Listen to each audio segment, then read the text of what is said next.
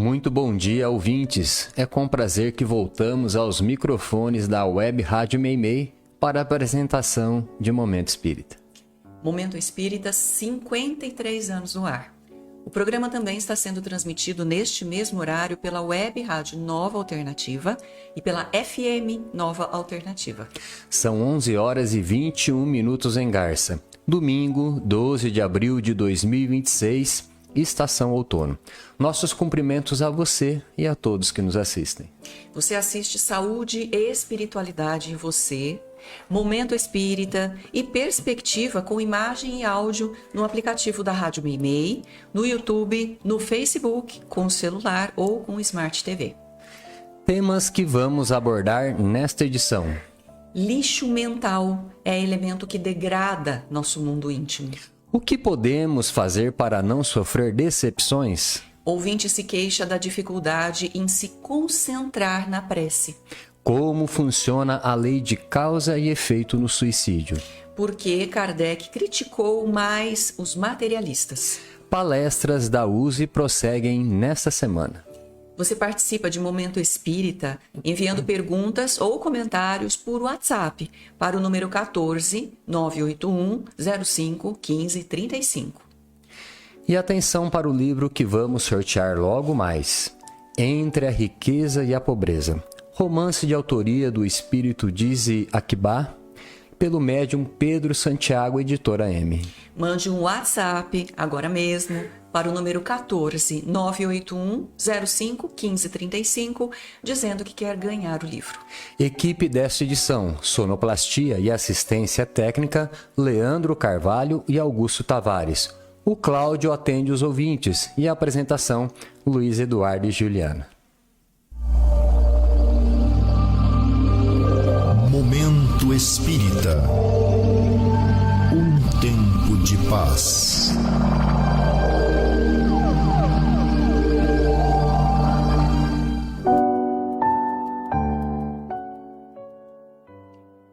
O americano Dave Schumades, residente em Los Angeles, resolveu fazer um experimento.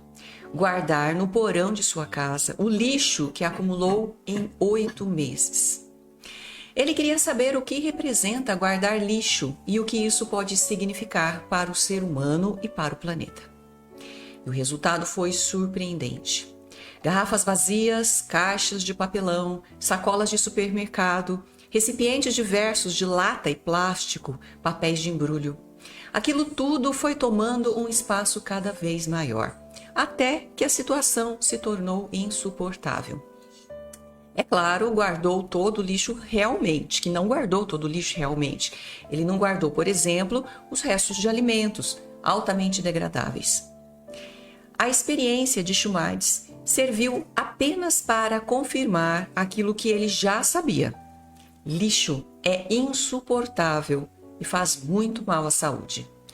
Por isso, convém que estejamos atentos a esse detalhe, se quisermos melhorar a qualidade de vida e salvar o planeta de uma poluição global. Infelizmente, nem todas as pessoas têm consciência do que o lixo representa em prejuízo ou um perigo para a comunidade e para cada um de nós. Falamos isso porque vemos com muita facilidade o quanto de lixo ainda é jogado nas calçadas, nas ruas, nos logradouros públicos, nos terrenos baldios da cidade. Falta-nos uma conscientização sobre o papel de cada um na defesa do meio ambiente e de seu próprio bem-estar.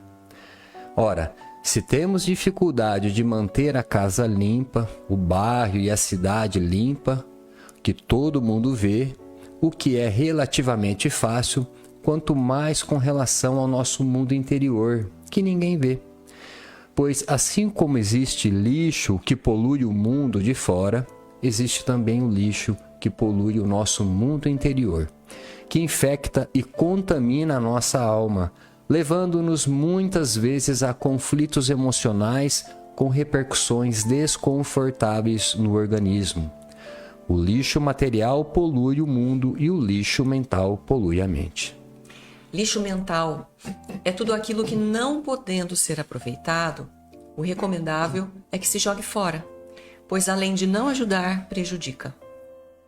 O lixo mental é composto de toda espécie de carga aflitiva, tais como inveja, ciúme, mágoas, ressentimentos, culpas, ideias de vingança, pensamento suicida, vícios e todas as ideias voltadas à violência e ao crime. Esses pensamentos são dotados de uma carga negativa altamente tóxica para a alma e para o corpo, pois nos colocam em conflito conosco mesmos. Servem para desajustar a nossa vida íntima, provocando-nos grandes aflições. É por isso que o espírito Albino Teixeira, por intermédio do Chico Xavier, conclui: como é fácil perceber, na solução de qualquer problema, o pior problema é a carga de aflição que criamos, desenvolvemos e sustentamos contra nós. Momento Espírita. O rádio é do ouvinte.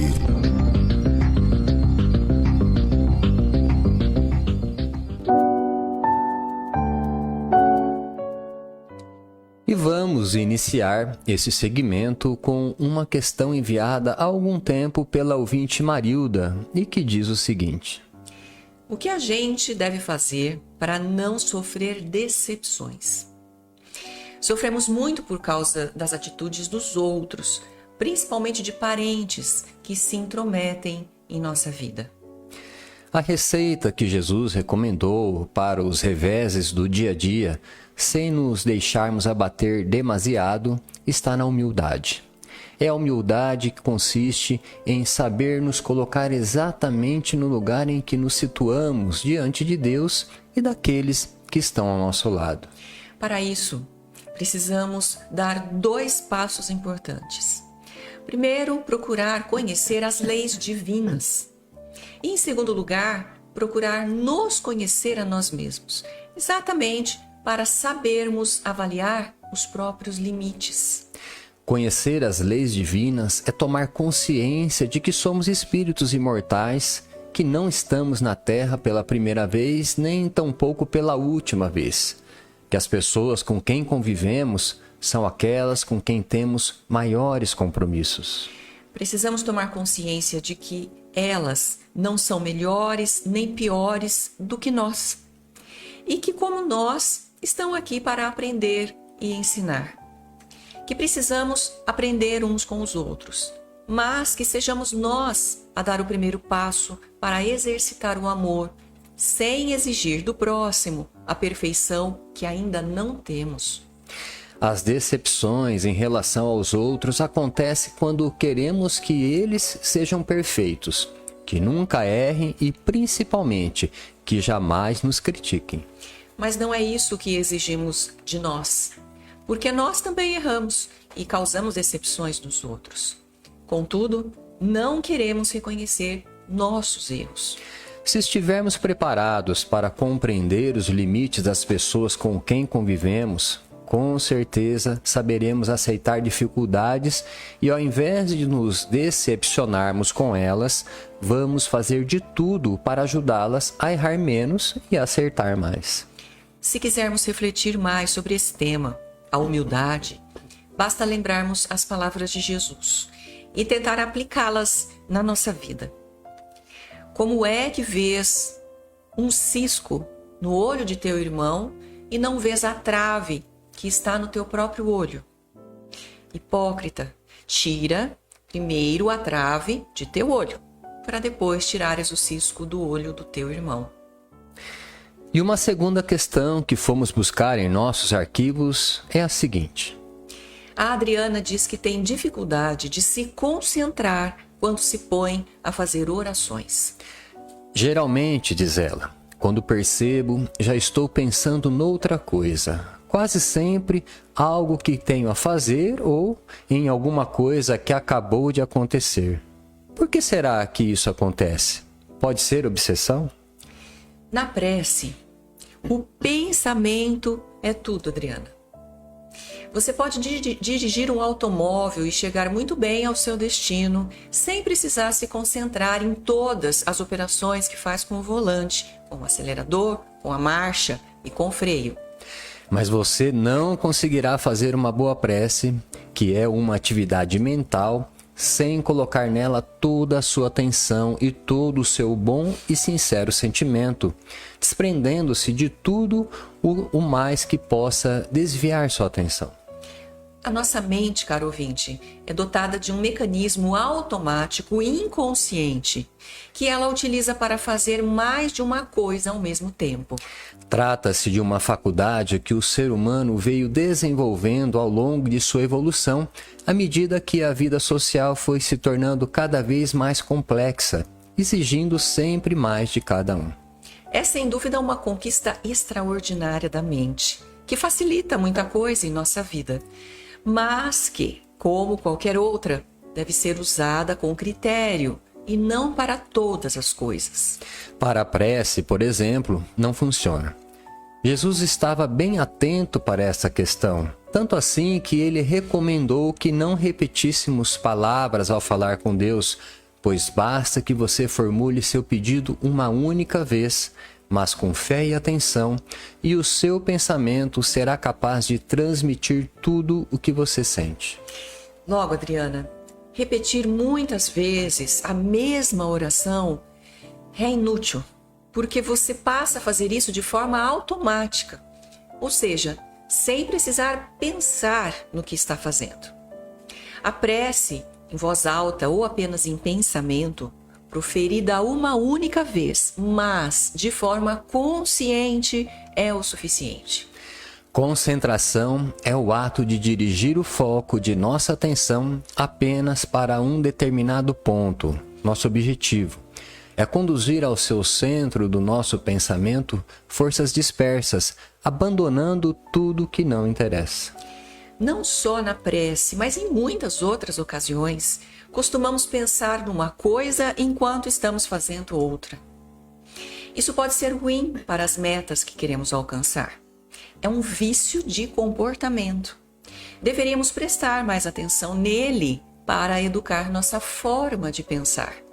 Se você está com dificuldade de se concentrar, faça preces curtas, o tanto que basta para que você permaneça com o pensamento voltado para o seu sentimento. Nada de preces longas, até porque Jesus recomendou que não orássemos muito, que não fizéssemos como os gentios, que pensam que pelo muito falar é que serão ouvidos. Para a prece, que é a conversa direta com o Pai, não existe lugar nem hora. Quando ficamos preocupados com essas condições, perdemos mais ainda a capacidade de concentração. Dizem os entendidos que, em média, o ser humano não consegue se concentrar por mais de 3 minutos. Portanto, não pense que é só você que tem esse problema. Hoje, no mundo agitado em que vivemos, nossa mente se ocupa de muita coisa ao mesmo tempo e não é capaz de se manter concentrada por muito tempo. Veja o Pai Nosso, que Jesus proferiu diante da multidão. Uma oração tão curta que não requer mais que alguns segundos para ser proferida. Se a tomarmos como modelo, vamos perceber que não é a duração da prece que importa. Um exemplo de comportamento inadequado por falta de concentração é quando estamos sentados à mesa de refeição. Geralmente, ou estamos pensando numa situação desagradável e estressante, ou estamos conversando, rindo e gesticulando, muitas vezes tratando de assuntos preocupantes. Essa condição de agitação íntima, mais as reações que ela provoca no organismo, prejudicam a digestão e a saúde. Mais do que isso, deixam nossos pensamentos desordenados. Todos nós precisamos melhorar a capacidade de concentração. Portanto, o problema não é apenas seu, Adriana. E não seria tão difícil assim se começássemos pelas coisas mais simples. Passe a prestar mais atenção naquilo que você faz costumeiramente. Não deixe que tudo se transforme em rotina e se torne automático. Preste mais atenção no que está acontecendo à sua volta. Concentre-se no alimento que você come, na água que você bebe, no livro que você lê, no filme que você assiste, nas palavras que as pessoas lhe dizem. É claro que muitas outras coisas serão automáticas, mesmo porque nossa mente é seletiva, mas não deixe que tudo se transforme em automatismo. A prece deve ser, acima de tudo, um ato consciente, onde colocamos todo o nosso coração. Por meio de nossa harmonização interior é que entramos em contato com Deus. Por isso mesmo, a prece não deve ser longa, a ponto de se transformar num ato de repetição enfadonho e inútil. E a próxima questão foi enviada pelo nosso ouvinte CRA de Vera Cruz. No livro Trilhas da Libertação, pelo espírito Manuel Filomeno de Miranda, psicografia de Divaldo Franco, no capítulo O Calvário de Adelaide, lemos: Chamemos ao caso que explicaremos efeito bumerangue. Quando se pratica o mal, atira-se algo em direção ao futuro. São tomadas providências nobres. Estas eliminam os efeitos da ação molesta que perde o impacto para a volta. Em caso contrário, o retorno é inevitável. Entre a riqueza e a pobreza. Romance de autoria do espírito Dizia Quibá, pelo médium Pedro Santiago, editora M. Da pergunta anterior, continua o ouvinte. Esse entendimento pode se aplicar no caso de suicídio? Se estamos tratando da lei de causa e efeito, é claro que toda ação sempre vai provocar uma reação em sentido contrário. Mas no caso do suicídio, considerando a motivação do ato, a própria ação já é a reação. É como usar mal uma ferramenta. Não conseguindo manipulá-la adequadamente, a pessoa acaba por se ferir a si mesma. Aí estão a ação e a reação. A agravante no suicídio está na tomada de consciência de que não se cumpriu o compromisso consigo mesmo, compromisso imprescindível para a preservação da vida. Conhecemos o caso de uma jovem senhora que desferiu um tiro no marido e em seguida voltou o revólver contra si mesma e atirou contra a própria cabeça. O marido morreu na hora, mas ela não. A bala causou um dano irreparável em seu cérebro e meses depois de hospitalizada e operada, retornou à vida na condição de total dependência mental, comparada a uma deficiência em grau avançado. Essa mulher ainda viveu alguns anos sem consciência do que aconteceu. Certamente com as deficiências que ela teria se tivesse desencarnado e em seguida reencarnado. Eis o resultado de sua ação. Como estamos no mês de abril, relembrando os trabalhos de Allan Kardec no lançamento do Livro dos Espíritos em 18 de abril de 1857, vamos retomar uma questão a respeito de sua atuação, que retiramos de nossos arquivos. Por que Allan Kardec combateu tanto os materialistas? É bom lembrar que Kardec, como ele mesmo deixou bem claro, não combatia propriamente os materialistas, mas sim o materialismo, como ele mesmo afirma nesse trecho de O Livro O que é o Espiritismo. Sem dúvida, diz Kardec, cada um é livre de crer no que quer ou de não crer em nada. Não legitimamos a perseguição contra o cismático de qualquer religião. E prossegue: combatendo o materialismo, não atacamos os indivíduos, mas a doutrina que, se inofensiva à sociedade, quando se encerra no foro íntimo, na consciência das pessoas cultas, mas se for generalizada, torna-se uma chaga social. A crença de que tudo acaba para o homem depois da morte, de que toda solidariedade cessa com a vida, leva o indivíduo a considerar uma estupidez o sacrifício do bem-estar presente em proveito de outrem. Daí a máxima, cada um por si durante a vida, pois nada existe depois. O receio de Allan Kardec era a generalização do ateísmo, que seria, segundo ele, a derrocada da sociedade e, com certeza, um incentivo ao suicídio. Ainda que tomada por várias religiões, a sociedade só subsiste porque subsiste a crença em Deus e na vida futura. Esse raciocínio de Kardec advém do fato de, em momento nenhum da história, houve um povo ateu. Todos os povos, desde os mais primitivos, e principalmente esses, se apoiaram em alguma crença que lhes deram sustentação para vencer os maiores obstáculos e realizar grandes feitos, como foi o caso dos egípcios. Uma observação. Nesta resposta, estamos nos referindo ao materialismo como ateísmo, que costumamos chamar de materialismo ideológico, e não ao materialismo prático próprio dos religiosos, que é o apego abusivo a valores e bens materiais. Livro que vamos sortear daqui a pouco entre os ouvintes que nos enviarem um WhatsApp. Entre a Riqueza e a Pobreza. Romance de autoria do espírito Dizzy Akibá, pelo médium Pedro Santiago, editora M. Se você quer participar do sorteio, ainda dá tempo. Mande um WhatsApp agora para o número 14 981 05 15 35, dizendo que quer ganhar o livro. Existem muitas coisas a que às vezes não damos o devido valor. A vida, por exemplo. A vida é uma bênção divina. Através dela, podemos ser felizes e proporcionar a felicidade aos outros. Por isso, é preciso defender a vida, a nossa vida e a do próximo. Pena de morte, aborto, suicídio e eutanásia são formas de violência contra a vida com as quais não podemos concordar. Lutemos em defesa da vida. Pena de morte. Um crime não justifica outro crime. Diga não. Suicídio. Um gesto infeliz. Dê uma chance a você mesmo. Existe sempre alguém para ajudá-lo.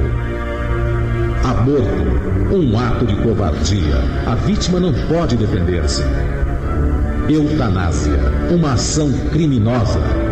Com confiança em Deus e o firme desejo de obedecer suas leis, a vida terá outro sentido. Mensagem em defesa da vida. Apoio. Federação Espírita Brasileira.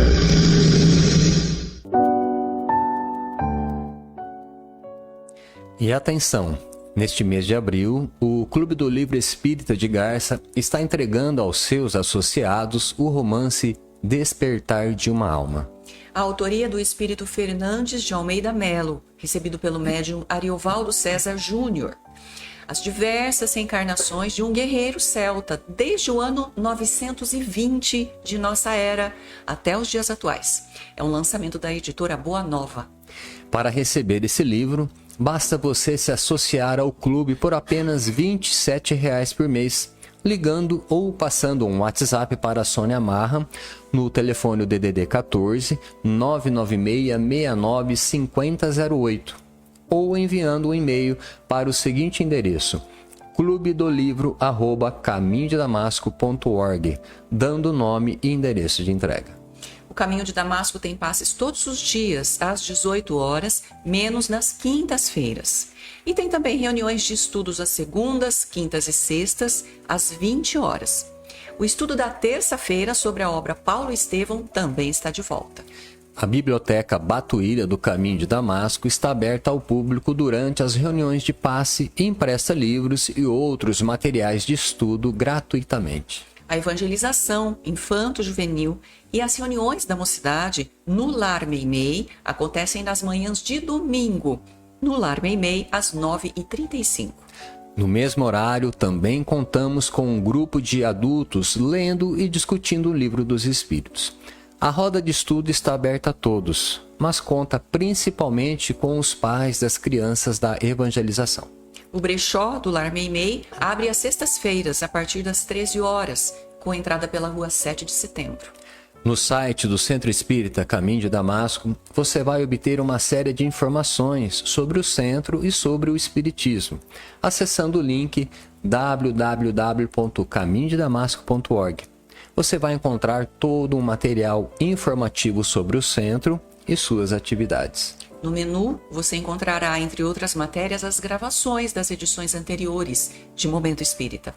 Encontrará também informações sobre o Clube do Livro, vídeo palestras de temas variados, bem como mensagens espíritas em card e em áudio. Divulga a programação das próximas palestras. Amanhã, dia 13 de abril, a palestra acontecerá no Centro Espírita Caminho de Damasco, de Garça, na Rua Gabriela, número 168, com o expositor Ivan Evangelista Júnior e o tema O Bem Viver na Visão Espírita. Dando prosseguimento ao ciclo de palestras da USE, teremos no dia 20 de abril, segunda-feira, o expositor Roberto Françoso, de Bauru, e estará no CFEAC Irmã Filomena, na Vila Araceli. Dia 23 de abril, uma quinta-feira, a palestra será na Casa Espírita Joana d'Arc, de Garça, na Rua João Manzano, com o expositor de Marília Agrício de Almeida. Dia 29 de abril, quarta-feira, o expositor Wagner Elias Jacó falará no Centro Espírita Paz, Amor e Caridade, em Vila Rebelo. E no dia 30 de abril, uma quinta-feira, teremos o encerramento do ciclo com uma palestra a ser proferida na Casa Espírita Allan Kardec, em Garça, a cargo do expositor Pedro Botelho. Todas as palestras terão início às 20 horas e a entrada é franca. Momento Espírita. Mensagem para a nova era.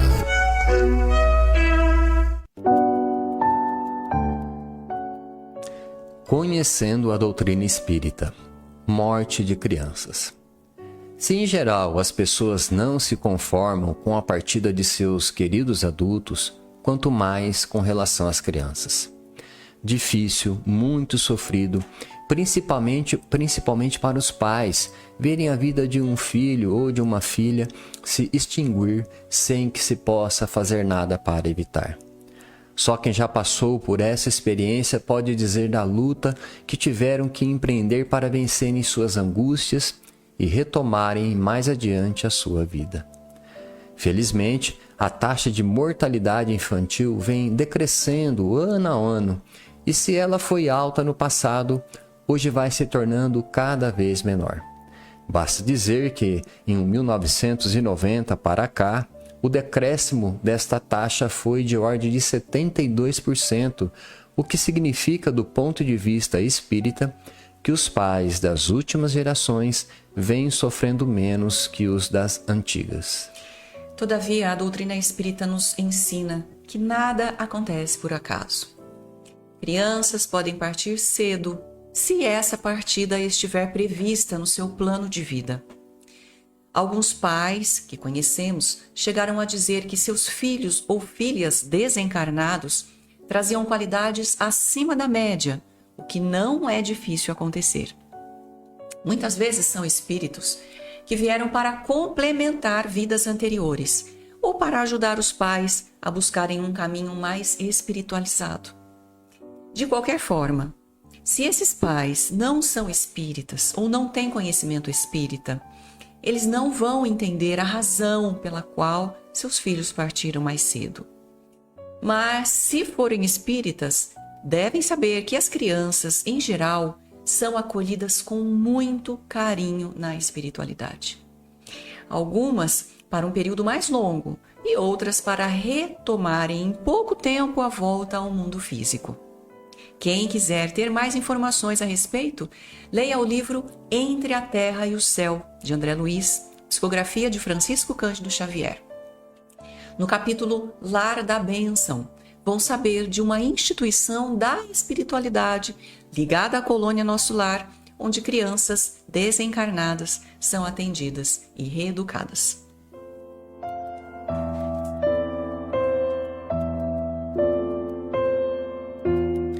E chegou o momento do sorteio do livro que anunciamos, Entre a Riqueza e a Pobreza, romance de autoria do espírito Dize Akibá, pelo médium Pedro Santiago, editora M. E o livro sai para A ouvinte de Três Marias, de Minas Gerais, Marinalva Gomes da Silva Melo.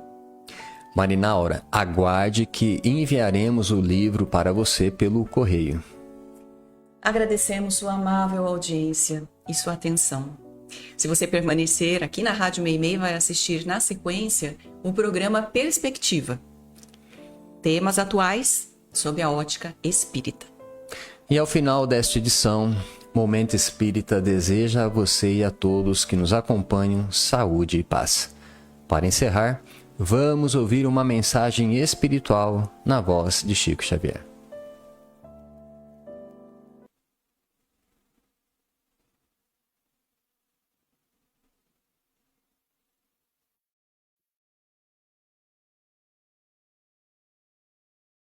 Nós te pedimos forças renovadas para colaborarmos todos unidos na formação do mundo melhor.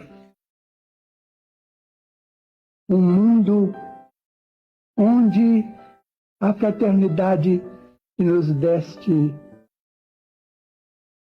possa ser cumprida sem qualquer violência. Nós te rogamos, Senhor, neste dia, como sempre, para que todas as crianças estejam felizes na proteção do lar e nas luzes da escola, para que todas as mães permaneçam amparadas em teu infinito amor, para que todos os doentes sejam socorridos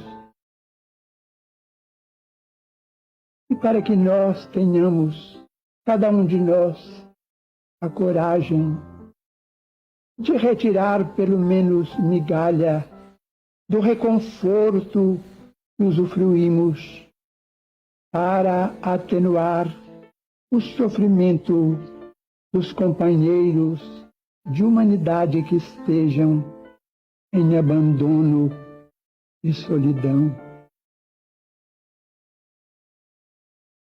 Senhor, se não é pedir muito, nós te rogamos ainda auxílio para que ninguém procure a falsa tranquilidade nos tóxicos, suscetíveis de conduzir-nos à irresponsabilidade e à loucura. E te solicitamos também, Senhor Jesus, por que não, amparo a cada um de nós, para que estejamos igualmente unidos no respeito que devemos às leis do trânsito, evitando a perda de tantas vidas. Amado Jesus, nosso Senhor e Mestre, nós te rogamos ainda inspiração e bênção para todos os homens respeitáveis que nos governam, para que eles possam sustentar-nos a segurança e a paz, o trabalho e a justiça, o progresso e as alegrias da vida comunitária. E te pedimos para que os nossos pastores religiosos, sejam eles, Senhor, quais forem, tenham para conosco, como sempre, a devida paciência, tolerando as nossas fraquezas e permanecendo fiéis à lavoura da fé porque nós todos, amado Senhor Jesus Cristo, necessitamos da bênção da religião para vivermos em paz. Ensina-nos, Jesus, o perdão e a solidariedade humana na prática verdadeira que nos legaste, e guia-nos, Senhor, para o teu reino de paz e de amor, e releva-nos, por misericórdia, este nosso pedido, permitindo que a tua bênção se estenda sobre nós todos, amparando-nos a todos, agora e para sempre, Senhor, assim seja.